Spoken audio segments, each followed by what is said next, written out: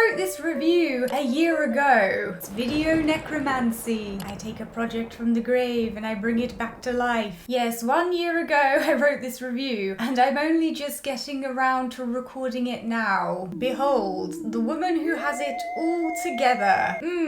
Anyway, I feel like this is going to be a controversial review because this book is so loved by so many people, but hey, I like to come on the internet and cause discontent. That's what keeps me motivated to keep this place chugging along. I can hear the distant sound of keyboards tapping as we speak. I do not have it together. Oh my god, if only you knew. Hi guys, welcome to a video, and in today's video I'm just going to be reviewing the book She Who Became the Sun by Shelley Parker Chan. As a heads up, this video will contain spoilers, so if you have not read this book, you have been warned. Also, as a disclaimer, if I mispronounce any names in this video, I apologise. I'm trying my best. The tagline for my life: I'm not trying to be purposefully ignorant, okay? I apologise in advance. That should be the tagline for this channel. If you're not familiar with She Who Became the Sun, it's a reimagining of Zhu Yunzong's rise to power. Zhu was the peasant rebel who expelled the Mongols, unified China under native rule, and became the founding emperor of the Ming Dynasty. Now, within the context of this channel, and for those who have not yet read this book, technically it does belong in the lesbian fiction category, in the sense that the female protagonist is romantically involved with another female character, and solely a female character. And I picked this book up because it always shows up on lesbian fiction recommendation lists. However, I do want to point out here that the lesbian elements are very much secondary and somewhat obscured by other aspects of the story, and I think that's something to be aware of if you are planning on picking this book up because of the lesbian elements. Cool. Let's get into it. So the thing I found most interesting about this book has to be its real life historical aspects. There's a note at the beginning of the book which offers a lot of context for the narrative by detailing what was actually happening in 13th and 14th century China. And I found this note fascinating because I know nothing about Chinese history. So it was a pleasant surprise to be introduced to such a fascinating subject. It was also interesting to know that this book features reimagined real-life historical figures and events. And considering how male-dominated history and the documentation of history is, She Who Became the Sun is refreshing in its exploration and reimagining of Chinese history through a female lens. So this book really takes you back to 14th century Mongol-occupied China and details what life was like for certain communities within that period. Part 1 of the book in particular entails vivid descriptions of how a young peasant girl named Zhu navigates hunger, poverty, and deeply entrenched societal sexism. The book also highlights and reiterates the fact that in this period, males have value and are therefore deserving of respect, whereas females don't have any value or are of much less value than males, and so are therefore dismissed and treated with scorn, which of course reflects a very real part of China's history. So the fact that She Who Became the Sun takes everything that females were perceived to be in that period and subverts it through its female protagonist is almost cathartic and healing in some ways, and I think the book is really special in that regard. She Who Became the Sun follows an Asian female protagonist who is pretending to be male in order to survive and improve her fate. And as a result of this, you know, the book is very much a breath of fresh air and has a lot to offer, not only in terms of Asian and female representation, but gender non-conforming and lesbian representation as well, which there's not that much of in general literary fiction, let alone historical fiction. And as a piece of historical fiction, like I said earlier, it's distinct in the way that it allows its female protagonist to take on a very different narrative and character journey than she she would be able to realistically take if she was being perceived as female in 14th century China. She Who Became the Sun also opens up interesting discussions about sex and gendered expectations. One thing the book highlights is, due to her male appearance, Zhu is treated as human instead of a sexual opportunity, and she isn't held back by the prejudices against her sex. And this is a factor in the novel which elicits discourse around what it is to be female, what it is to be perceived as female, and why a female would want to distance herself from being perceived as female, which Zhu certainly does. And the reason I bring this up is I've seen so many people kind of praise the gender identity elements in this book, but personally I never viewed Zhu as somebody who actually wanted to be male. I perceived her as desperately wanting to get away from the limitations and disrespect that was imposed on her because she was perceived as female. To be seen as male is to be seen as human. And there are parts of the book where Parker-chan is obviously trying to unpack and untangle that notion through her female protagonist. Of course, art is subjective, so people can interpret this book however they like, but personally I find this book a lot more radical and meaningful through a feminist lens than through one of gender ideology or identity, because the whole point is the female protagonist breaks free of the conventions and expectations placed on her as a woman and broadens the definition of what it means to be a woman. So to try and pass Zhu off as secretly male or genderless just feels very reductive and defeats any progressive messaging that this book may have. In my opinion, of course. But anyway, tangent aside, I say all this to say this book means different things to different people. And I can imagine there are a lot of women,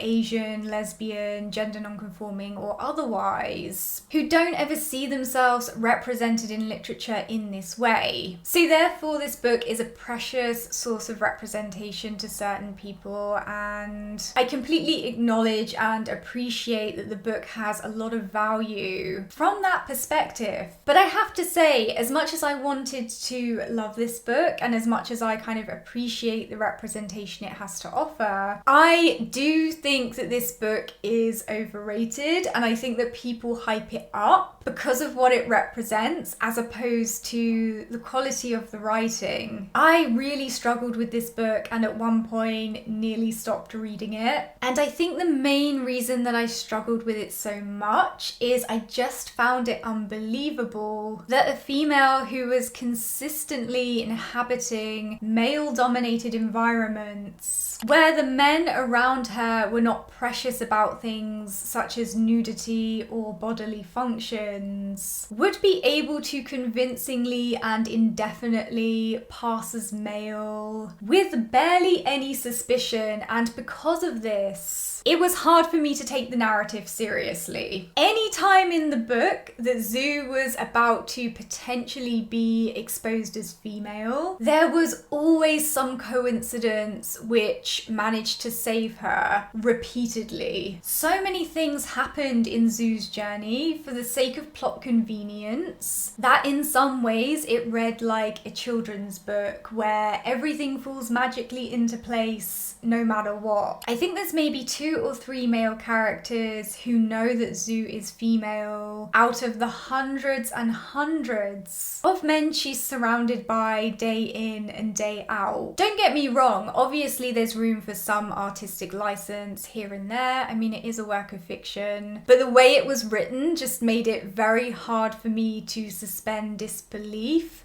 to that extent. And the truth is, if Zhu was even suspected of being female in those environments, without question, some of those men would have sexually harassed her or worse. In terms of it being a historical fiction, there's just no question of that. There is just no question of that whatsoever. And the fact that this is almost completely erased from the novel just read to me as quite naive on the author's part. You're creating this this very kind of gritty historical fiction, but that reality is very much glossed over. That said, I can appreciate that you really have to kind of balance this out against what the author was trying to do with this book, which was to have a female protagonist who, you know, wasn't tied to objectification, move her away from being sexualized, move her away from, you know, being defined through a male gaze, and from a lot of the typical tropes that surround female characters in historical fiction. I do understand that, and I don't want people to misconstrue what I'm saying or interpret it as I want to read about a female character being sexually harassed, or that female characters are not allowed to exist outside of men trying to sleep with them. That's not what I'm saying. I just think that if you're going to write a historical fictional work inspired by real life history about a female character who's navigating the gritty realities of poverty, sexism, and war, it seems unrealistic or like cherry picking to gloss over that aspect, because it's a huge aspect in those environments, and particularly when we're talking about war. In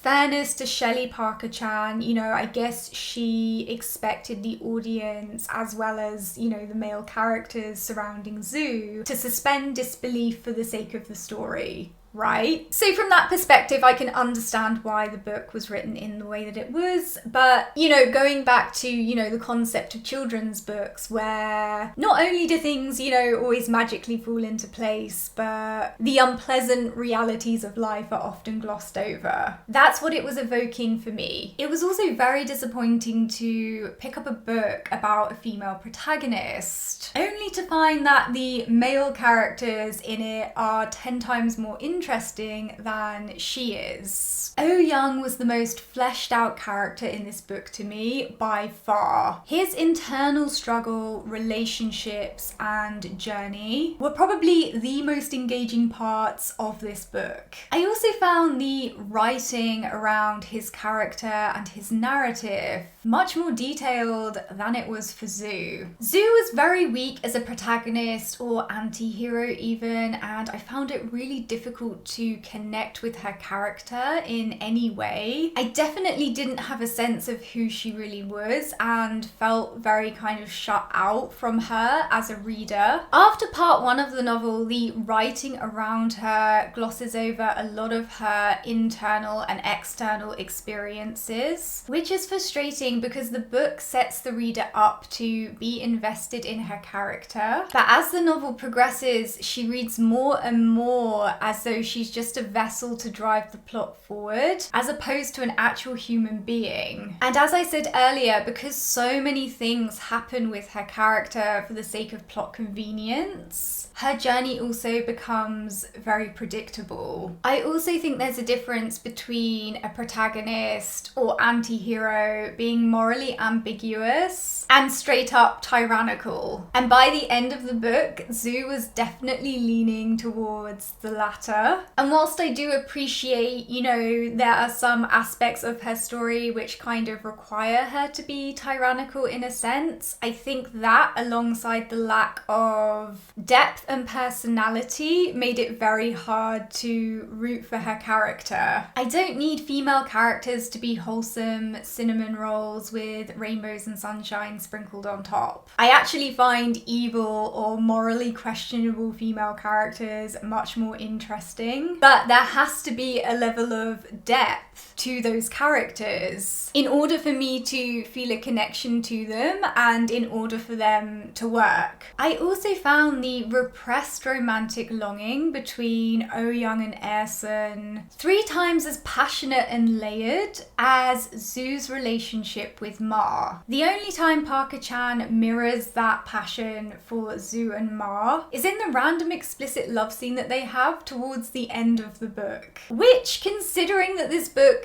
doesn't explore sex and sexuality in that kind of detail, for the most part felt slightly out of left field. To be fair, there were some touching aspects to Zhu and Ma's relationship. For example, Zhu feeling much more at home in her body especially when she was with Ma, was a very moving concept which spoke to the nature of their connection with one another. But honestly, overall, their relationship just felt very weak and neglected in comparison to Oh-young and Airsen's. It really read to me like Parker-chan was much more interested in her male characters than she was her female ones, which kind of sits in conflict with the messaging of this book. Another thing which irritated me in this book is that established characterization was altered for the sake of plot convenience. Specifically, this happens with the characters of Oh-young and Ma. For example, Oh-young is very much established as this sharp, cutthroat, and driven individual who for some reason towards the end of the book becomes very apathetic about the fact that he suspects Lord Wang is plotting against him. And this is completely out of character for him. And Ma is characterized as this feminine beacon of kindness, but also as somebody who has a very strong sense of morality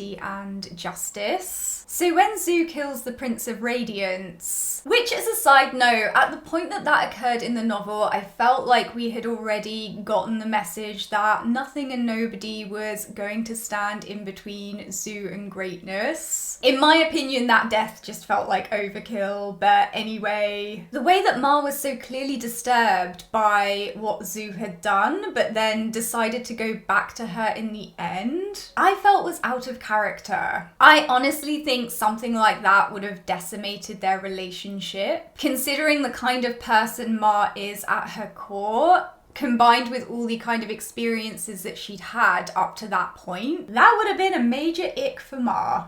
But again, I think this just kind of ties into the neglect and poor writing surrounding Ma and Zhu's relationship in this book. And it's frustrating because their relationship had potential to be so much more than it was, and it was wasted. Ultimately, I feel as though She Who Became the Sun should have been 200 pages longer than it was, so that Parker-chan could have explored her characters and their journeys in greater detail, instead of glossing over a lot of their individual narratives and character building. I truly believe that if more care had been taken with the writing and structure of this book, it would have been epic. Overall, She Who Became the Sun is a refreshing reimagining of a fascinating part of Chinese history. And the book has a lot of distinct elements which make it stand out against a lot of other historical fiction. But it's also a very neglected piece of work that I struggled to connect with. I think if you're looking for something unique and undemanding, this could be the book for you. But I think if you want something a little bit more meticulous and thorough, then this might be a frustrating read. I mean, it was for me.